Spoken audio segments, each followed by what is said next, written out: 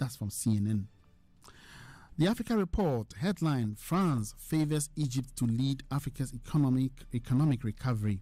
Egypt is the most promising candidate to lead post-COVID economic recovery in Africa, Hassan Ben-Nour, Kofi CEO for the Middle East and Southern Africa and former head of North Africa for Kofi's, a French credit insurer, has been telling the Africa Report.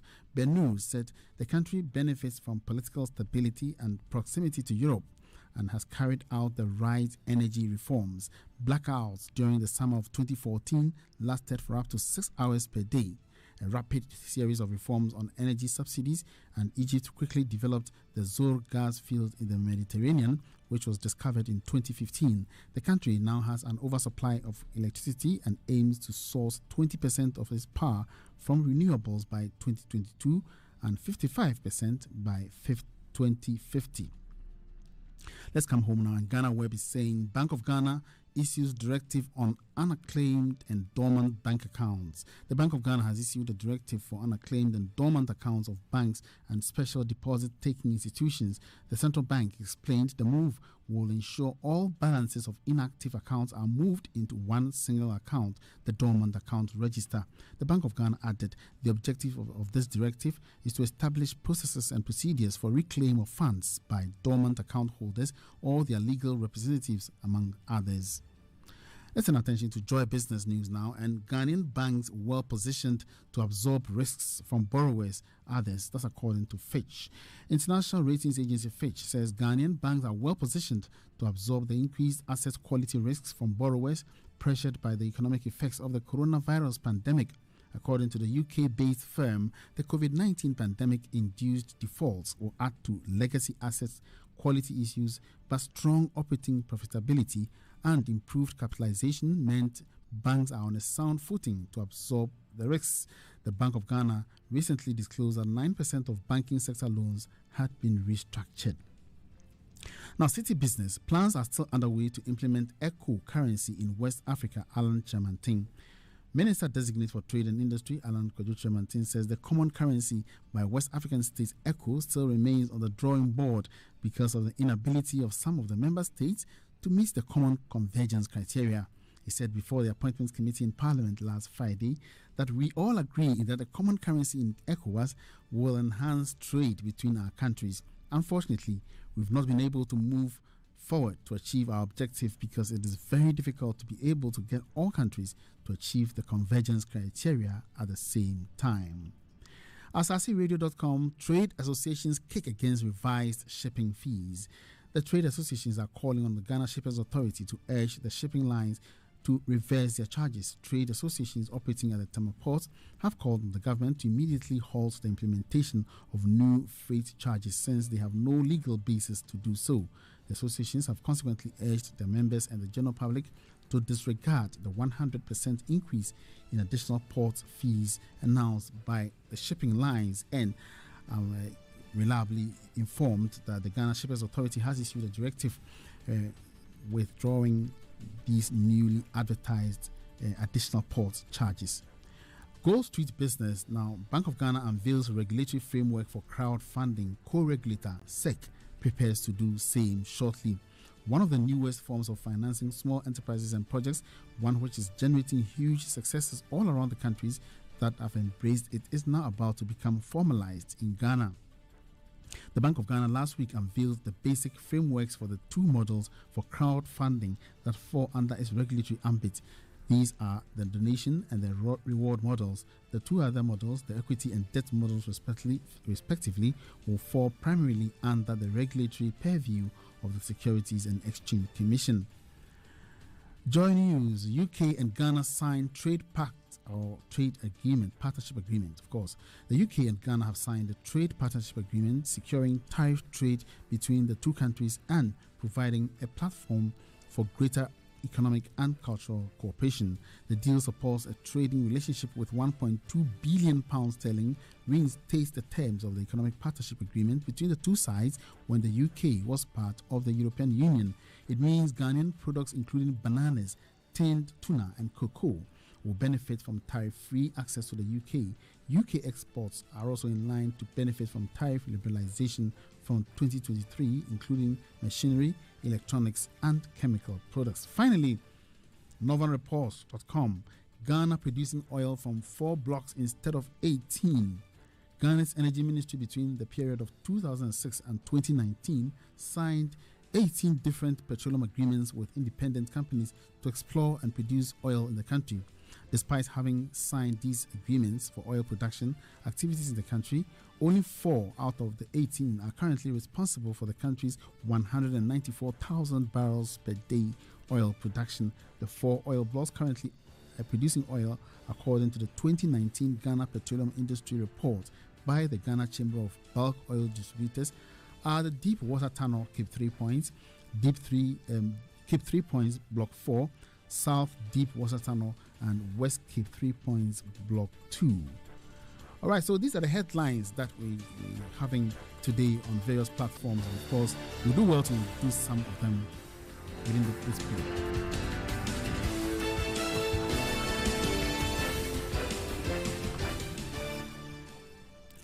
Many thanks for staying with us, and welcome back to the business review of Business PM.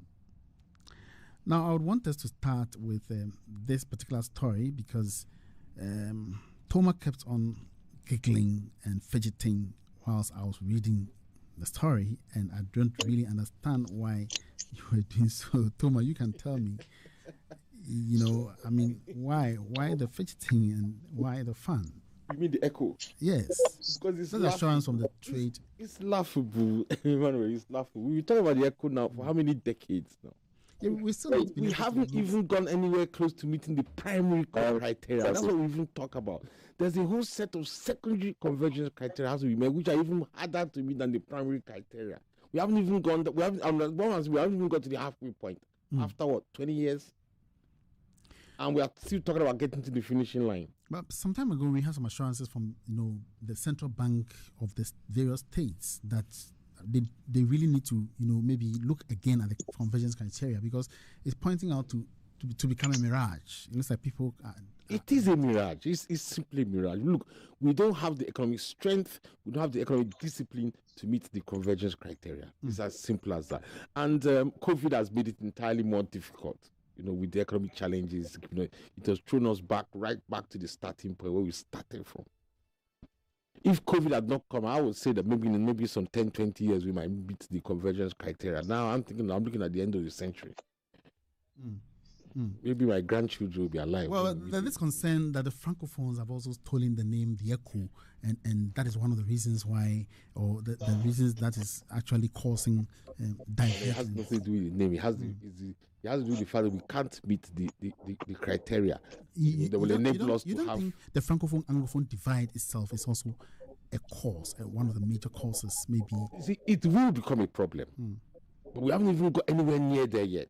I do agree that if we are able to overcome our basic problem, which is meeting the economic criteria, the convergence criteria, that Francophone-Anglophone divide will become another challenge somewhere down the line. But is it not interesting that, despite all these, hula baloo concerning the ECHO, we hadn't even registered, the intellectual, property for the ECHO itself to be used as the currency for the sub-region? It's not quite interesting. Well, I would want to believe this because the people who are promoting it know it's not going to happen, so they just didn't bother themselves. You think so? It's not going to, ever going to happen? The ECHO is just political talk. It's just political talk. We're not going to get there. We have not shown any signs of getting there. We have not shown any sign whatsoever of getting there. So now we are implementing a common free trade pact for the continent. Yes. You don't think that something should be done to promote the quick implementation of the ECHO to facilitate this agreement? Well, now I mean that's another issue. You see, I think what we should be looking at is going ahead with the trade aspect of it. Okay. Going ahead with the trade aspect of it. Right now, we've started a trade single market. We can now go and do the same thing. How ECOWAS has progressed.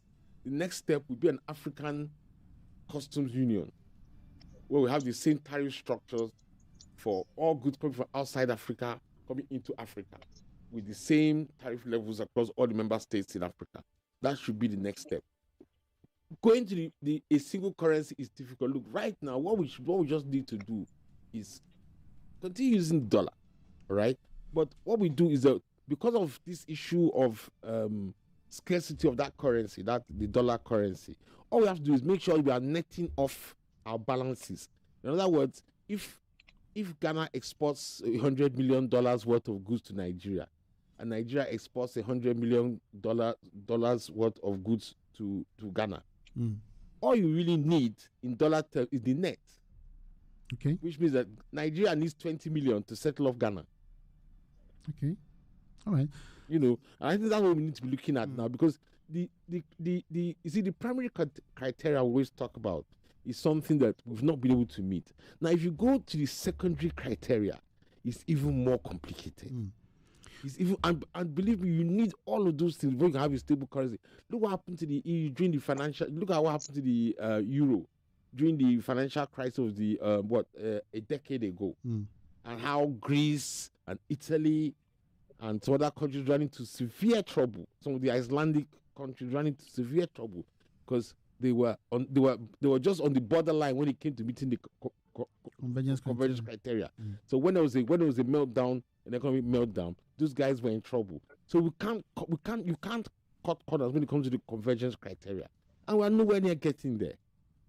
Okay. So I think we should focus on what we can achieve, which is like a customs and trade union. Okay, let's still stay within the financial sector. Bank of Ghana issues directive on unacclaimed and dormant bank accounts. The Bank of Ghana has issued a directive for unacclaimed and dormant accounts of banks and special deposit-taking institutions. The central bank explained the move will ensure all balances of inactive accounts are moved into one single account, the dormant accounts register. The Bank of Ghana added the objective of the directive is to establish processes and procedures for reclaim of funds by dormant account holders or their legal reps, amongst others. The directive shall, however, not be applied to accounts that are subjects of litigation, fraud investigations by a regulatory authority or law enforcement agencies and others, the statement said. What's your take on this? Once again, the Bank of Ghana is proving why they have been rated as one of the best central banks in the world. I mean, excellent. This thing has been an issue for quite some. This issue of dormant accounts. We've had a situation where there were no centralized regulation. So a bank can stand up tomorrow just because an account holder, they've not heard from an account holder for some time, and they start treating the funds as if it's their own funds. They declare it dormant and start using the funds for themselves. And it has all kinds of implications in terms of, their solidity ratios. Because effectively now, they will now behaving as if the funds are theirs. So they don't even have to make capital provisions against those funds because the funds have become their own. Now, when the owner eventually comes for the money, then it becomes a whole new problem. But what the Bank of Ghana has done now has set a proper centralized regulatory framework. Okay. At what stage those funds no longer are the funds of the account owner? Under what circumstances the longer the funds of the account owner? And the important thing is that all the way down the line, look, basically, after 2 years, if they've not heard from the account owner has not used the account for like 2 years, then you have to, now it becomes classified as dormant and it's put on the register. 3 years later, then you either have to get the account holder and give him his money, or you transfer the money to the Bank of Ghana. Even after that, if the owner turns up, there's a process by which the owner can still retrieve his money. All right, I'll come back to you. Let me welcome aboard Bernard Yawashade, who has joined us on the phone. Bernard Yawashade is with the BFT. Bernard, good evening and welcome. Hello, Bernard. Bernard, good evening. Welcome to the Business Review. All right, we don't have him now. Let's go on, Toma. Yeah. I think the what they've come up with is fair to everybody. It's very, very detailed about the circumstances under which something is declared dormant, and it all makes sense. I mean, so I was wondering. I mean, I have an account with a bank which has been dormant for many, many years, and I was wondering, before it became dormant, I mean, I knew that there was some amount of money in there. Am I going to be able to retrieve this money with interest? Not with interest. Once your account is classified, under the new regulations, once your account becomes dormant, classified as dormant, it's not accruing any interest anymore. Oh, okay. Yeah, but under the law, you must be informed that it's being declared, it's being classified as dormant. Now you know what the regulations are. So when your bank is telling you that your account is being declared dormant, you have only yourself to blame. All right, because you have not followed the rules that have been set out. Okay, now I think Bernard Asaase is on board now. Bernard, good evening. Hello, Bernard. Good evening and welcome to the Business Paper Review. Can you hear me, Bernard? Yes, I can. All right. How are you doing this evening? I'm okay. How are you too? Very well, thank you. Now, quickly, get your thoughts on this. Bank of Ghana issuing directive on unacclaimed and dormant bank accounts. The directive for unacclaimed accounts and for special deposit-taking institutions. The central bank explains the move will ensure all balances of inactive accounts are moved into one single account, the dormant account register. What's your take? I think it's a very good thing the central bank has done. For a very long time, banks just have their own systems in treating dormant accounts, and at the end of the day, basically what they do is to take people's money and claim it is their own and start trading with it. And instead of doing the right things, they can always say, well, it's been dormant for X number of years and this is the bank's policy. But now that the central bank has come up with a set of guidelines that cuts across the board, it levels the playing field. And it's even introduced, when I read the directive, it says that after some number of years, I think 3 years, the funds should be transferred to the central bank. And to me, Bernard, what about account holders who have passed away? I mean, they are no more in existence. How? Yes, in the directive says that if you haven't heard from a particular customer for a certain number of months, if you try to reach the person and you still haven't heard from the person, you should reach the person's next of kin. And that to me is very very good because there's a special reason why when we are filling bank opening forms, we fill a segment for next of kin. So it means that even as you are alive, whoever you have stated as a next of kin can be reached in case of anything. Because really, Charlie, you can't joke with money. And so the central bank is whatever it is that the central bank is doing it in the interest of Ghanaians, in the interest of depositors, and really this is something we should support the Bank of Ghana to implement in full, so that at the end of the day we are all the beneficiaries of this policy. All right, now before you got in here, we were talking about the implementation of the ECO and the Minister of Trade designate the ECO currency, the West African currency. Exactly, the Minister of Trade designate Alan Chamartin says the common currency still remains on the drawing board because of the inability of member states to meet convergence criteria. What do you think about this, especially with implementation of CFTA? I'm not surprised about the fact that it's still on the drawing board. We have a trade liberalization policy across the sub-region, but we have a situation where countries just unilaterally get up and close their borders. Do you look? For the first time, a politician has spoken frankly, and that's just the truth. I do not see how or when West Africa will come together to do what is expected of it that will move all of us in one direction. Because this ECO had been talked about, I think even maybe before I was born, and it's still at the certainly not before you were born. Certainly not. I mean, oh, come on, look, let's face it. It's been a long time. Talking about ECO for the better part of 20-30 years. Look, and it's been where it's been. Every time what we hear is that they've met and they bring up the convergence criteria. And then all they do is issue a statement. Until today, it's still where it is. 2 years ago, the Francophone countries came together, and within a space of a few months, all we heard was that they've come together to form it and do away with the CFA franc, and they are going to replace it with ECO. Meanwhile, we've all been talking about ECO for this long. You think the Anglophone Francophone divide is also a factor? You see, the Francophones are more integrated.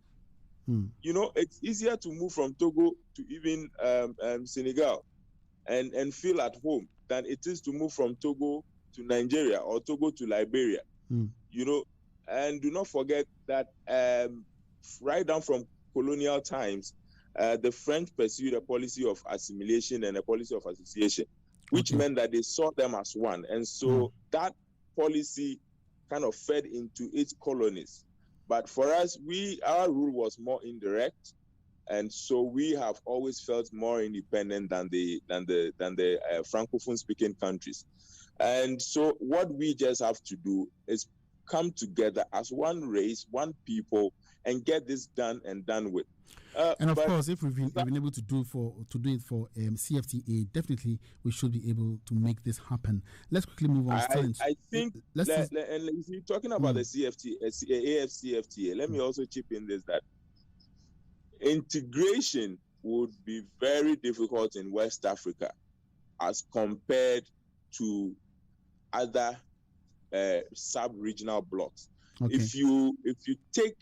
If you break the African continent down, you have the northern block, you have the eastern and the eastern block, you have the central and then the southern block.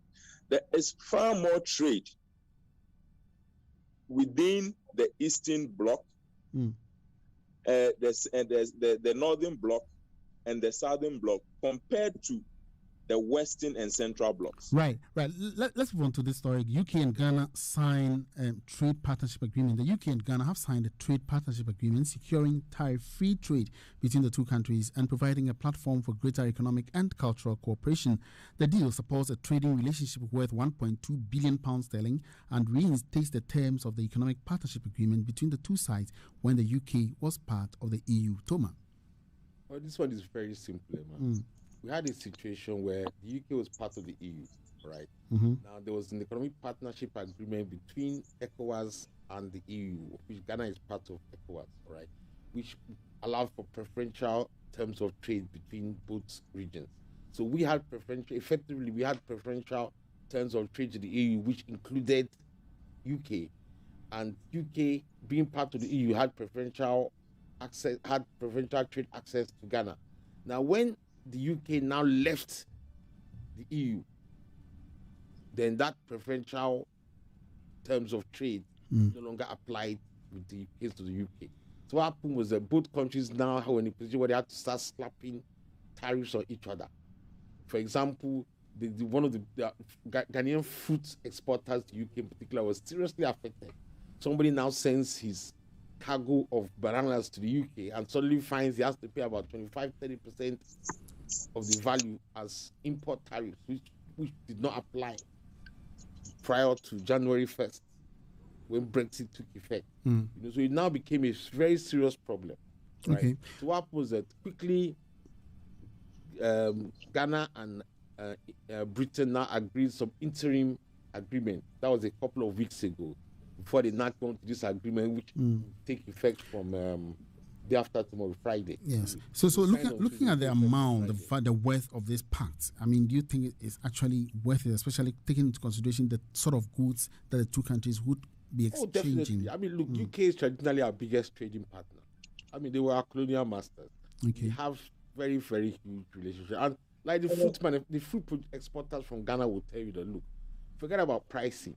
They prefer the UK market. I think because of cultural similarities, the same language.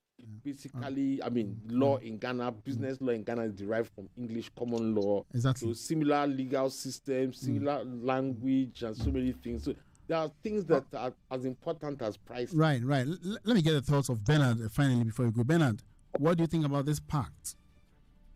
I think it's very good for exporters, especially knowing how much thirsty this economy is for foreign exchange. With this agreement, you understand it's tariff-free, quota-free. Yeah. And so we can export as much as we want, but we should also be ready to be the recipients of a lot of imports from the UK as well. What we should rather look at is the nitty-gritties of this deal and see which opportunities that we can derive to export more, because obviously there will be items that we cannot export and there will be items that we can also not import. So what we can export, we should look at how we can take advantage of that and do more of that. But I believe these exports would also be subjected to the UK standards. We can't just because of the pact decide to export anything at all into UK. What do you think about that? Yes, it will definitely be subjected to the UK standards, but do not forget that most of these standards are similar to the EU standards. So once you meet EU standards, you are almost as good as exporting to the UK. There isn't much difference between the UK standards now and EU standards. Maybe 5-10 years down the line, when the UK is able to properly extricate itself from the EU. Do not forget, yes, it has exited the EU, but there are still a lot of similarities between the UK and the EU. Okay. So maybe not now, but right now, even if you meet the EU standards, I believe a lot of things should enter the UK. All right, thank you very much, gentlemen. This is where we draw the curtains down on this evening's edition of Business PM, the Business Review segment. My name is Emmanuel Abuaji. Business PM is proudly brought to you by Ghana Exim Bank. Exim Bank facilitating Ghana's international trade. My guest this evening, Toma Emiri, business, Gold Street Business, and also Bernard Ashade Yawashade is with the Business and Financial Times. Have a good evening.